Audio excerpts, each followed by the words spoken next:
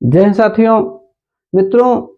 आइए इस क्लास में भारत के प्राचीन इतिहास की चर्चा हो और भारत के प्राचीन इतिहास की उस समय अवधि को जिसे स्वर्ण युग के नाम से जाना जाता है। मित्रों, आइए हम उसी महान गुप्त साम्राज्य की चर्चा करते हैं जिसे भारत के इतिहास में स्वर्ण युग कहा जाता है। इसी साम्राज्य में चंद्रगुप्त प्रथम, समुद्रगुप्त, चंद्रगुप्त विक्रमादित्य, कुमारगुप्त, स्कंदगुप्त जैसे महान राजा पदासीन हुए और इन्होंने अपने कार्यों से भारत के इतिहास को स्वर्णिम बनाया, एक चकाचौंध किया और एक मजबूत अर्थव्यवस्था दी, एक मजबूत सांस्कृतिक व्यवस्था देने का काम किया। आइए इस क्लास में हम उन्हीं गुप्त राजाओं की चर्चा करते हैं जहां से बार बार कहीं न कहीं से घुमा फिरा के कुछ न कुछ क्वेश्चंस आते रहते हैं। तो आइए मित्रों, इस क्लास में हम गुप्त साम्राज्य की चर्चा करते हैं। ऐसा माना जाता है कि गुप्त साम्राज्य की जो नींव थी इसको श्रीगुप्त नामक एक शासक ने की थी। श्रीगुप्त नामक एक शासक ने गुप्त साम्राज्य की नींव रखी थी, ऐसा माना जाता है।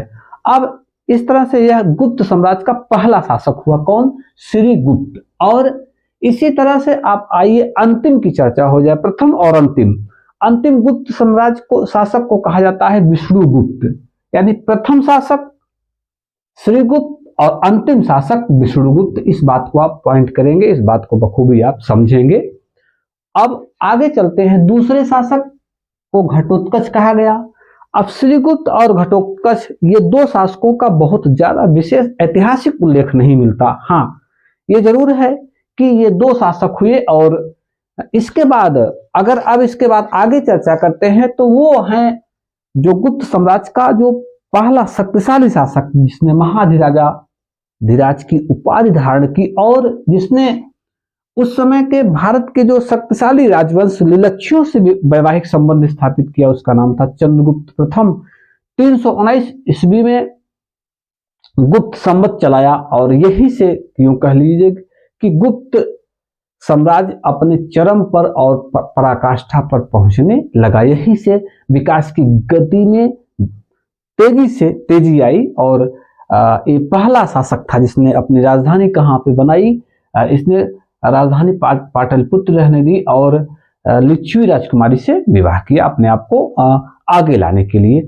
अब इसी का लड़का जो था वो समुद्रगुप्त कहलाया। समुद्रगुप्त मित्रों, इसे विसेंट स्मिथ ने जो है समुद्रगुप्त को भारत का नेपोलियन कहा। इस बात को भी आप पॉइंट करेंगे।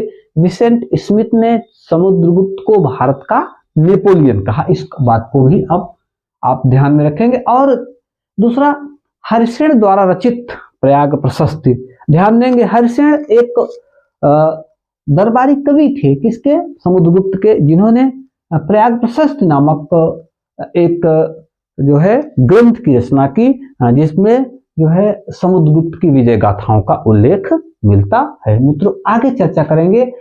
चंद्रगुप्त ही नहीं बल्कि गुप्त साम्राज्य का जो सबसे शक्तिशाली शासक, उसकी चर्चा करते हैं जिसका नाम था चंद्रगुप्त द्वितीय, या उसे इतिहास में विक्रमादित्य के नाम से जाना जाता है। मित्रों, चंद्रगुप्त विक्रमादित्य 375 ईस्वी में गद्दी पे बैठा और 415 ईस्वी तक गद्दी पर आसीन रहा और साथ ही विक्रमादित्य की उपाधि धारण की और कुबेर नागवंश के शासक की कन्या कुबेर नाग से इसने जो है विवाह किया और अपनी पुत्री का विवाह जो है रुद्रसेन, वकाटक शासक को रुद्रसेन से किया। ये कहीं ना कहीं से दो वैवाहिक संबंध चंद्रगुप्त विक्रमादित्य ने गुप्त साम्राज्य को अपने आप ऊपर उठाने के लिए दो वैवाहिक संबंध स्थापित किया।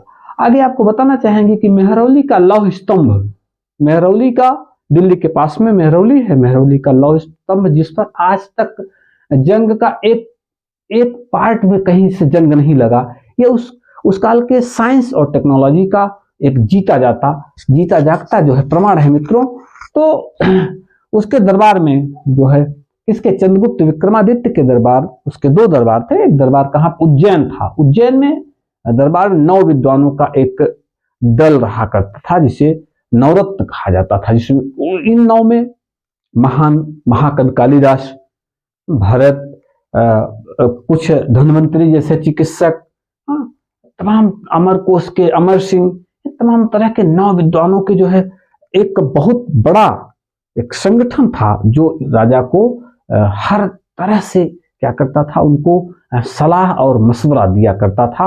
यूं कह लीजिए कि मंत्री परिषद थी। हाँ, आज के मंत्री कुछ और हैं, उस समय के मंत्री अपने अपने क्षेत्र के प्रकांड विद्वान हुआ करते थे। आज का जो मंत्री है वो कहीं न कहीं से वो आईएएस ऑफिसरों पर क्या है, निर्भर है, लेकिन ये खुद के लेखक थे, विद्वान थे, मनीषी थे, ज्योतिषी थे। ये किसके दरबार में निवास करते थे? चंद्रगुप्त विक्रमादित्य के उज्जैन दरबार में नवविद्वानों का जो है दल रहा करता था। मित्रों, आगे जहां से क्वेश्चन बनते हैं, अगला जो स्टेप है यह है कि चंद्रगुप्त विक्रमादित्य के दरबार में चीनी यात्री फाहियान आया था 399 ईस्वी में। ध्यान रखेंगे, चीनी यात्री फाहियान चंद्रगुप्त विक्रमादित्य के दरबार में आया था। क्या करने? यहाँ की सांस्कृतिक, यहाँ की विरासत का अध्ययन करने, यहाँ को जो है समझने, ये सब करने वो आया था। और प्राचीन भारत का स्वर्णयुग कहा गया किसके शासनकाल को? जो है चंद्रगुप्त विक्रमादित्य के शासनकाल को क्या कहा गया? प्राचीन भारत का स्वर्णयुग कहा गया। मित्रों, उसके बाद आता है अगला स्टेप जो है कुमारगुप्त का। मित्रों, कुमारगुप्त जो है इसे महेंद्रादित्य कहा जाता है। कुमारगुप्त ने नालंदा विश्वविद्यालय की स्थापना की। मित्रों, कुमारगुप्त ने नालंदा विश्वविद्यालय की स्थापना की। इस बात को भी आप पॉइंट करेंगे। कुमारगुप्त के बाद साथियों स्कंदगुप्त का वर्णन मिलता है। स्कंदगुप्त को क्रमादित्य भी कहा जाता है। स्कंदगुप्त से जो है मित्रों हूणों के आक्रमण का प्रमाण मिलने लगता है। हूणों के आक्रमण का प्रमाण कहां से मिलने लगता है? स्कंदगुप्त के शासन काल से।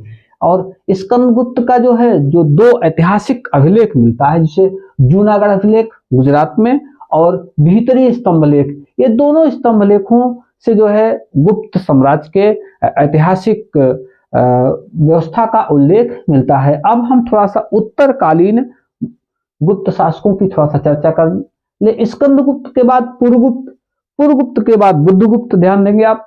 अब बुद्धगुप्त के बाद नरसिंहगुप्त और नरसिंहगुप्त के बाद भानुगुप्त का उल्लेख इतिहास में मिलता है। साथियों ध्यान देंगे आप, भानुगुप्त का उल्लेख जो है एरण अभिलेख में 510 ईस्वी में सती प्रथा का पहला साक्ष्य मिलता है। इस बात को आप वेरी इंपॉर्टेंट में रखेंगे कि भानुगुप्त के शासनकाल में एक अभिलेख मिलता है, उसका नाम है एरण अभिलेख।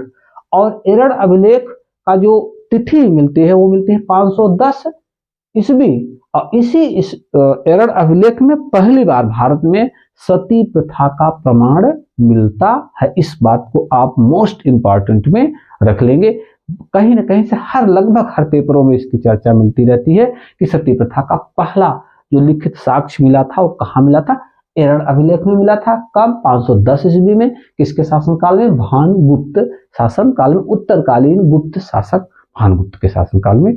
अब साथियों थोड़ा सा और चर्चा हो जाए। देखिए, अब हमने जो अभी कहा कि यूं ही नहीं गुप्त साम्राज्य को भारत का स्वर्णयुग कहा जाता है। देखिए मित्रों, थोड़ा सा पॉइंट करेंगे, आप बहुत ज्यादा समय नहीं लेंगे। हाँ, ये एक निश्चित रूप से इस बात को आप समझेंगे कि गुप्तों की राजनीतिक दशा लगभग पूरे भारत में फैला हुआ, सांस्कृतिक दशा, दरबार में अच्छे अच्छे विद्वान, मंदिरें बहुत बनवाई। किसी क्लास में हम आपको चर्चा करके बता देंगे कि बहुत ढेर सारी मंदिरें आज भी, गुप्त शासकों की मंदिरें आज भी खड़ी हैं। एक अपने आप में एक जीता जागता उदाहरण है कि ये मंदिरें आज भी लहलहा रही हैं, खड़ी हैं एक तरफ से। और दूसरी तरफ हमने इकोनॉमिकल बात की, सांस्कृतिक बात की, धार्मिक बात की, राजनीतिक बात, लगभग हर दशा में, हर सेक्टर में गुप्त साम्राज्य अपने आप में एक महान शासक थे।